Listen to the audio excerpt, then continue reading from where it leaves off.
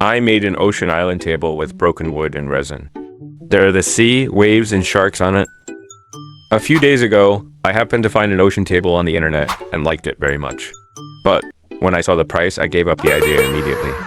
After thinking it over and over again, as a handicraft blogger, I thought it would be better to make one by myself. Coincidentally, there is a piece of such old wood at home. Why not use it to have a try? After my careful observation and comparison, I found that it was a nice piece of material. First, I trimmed the shape of the wood, removed the redundant parts, polished and cleaned it to make it look like land with valleys. This gully can be made into a canyon. Then I cut some wood materials from waste wooden boards to make a bottom support. Before pouring glue, I wrapped it with tape to facilitate demolding. I mixed the resin glue at a ratio of 3:1 and added blue pigment to create the atmosphere of the sea. Pouring glue was a crucial step. First, I poured a thin layer of glue and used a brush to apply resin to the edges of the wood to prevent bubbles. Each layer of glue poured couldn't exceed 1 centimeter. Only when the first layer was dry could I pour the second layer, and I also needed to do a good job in dust prevention. When the first layer of glue was almost dry, I poured the second layer, put a small shark in it, and used quartz sand to build a beach along the land and made adjustments. After that, I poured glue every 24 hours and put a diver in it.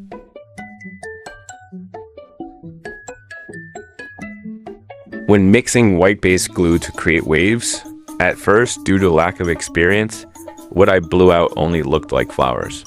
After summarizing the experience, I used transparent base glue to shape it first and then blew it, and the effect was realistic and had layers.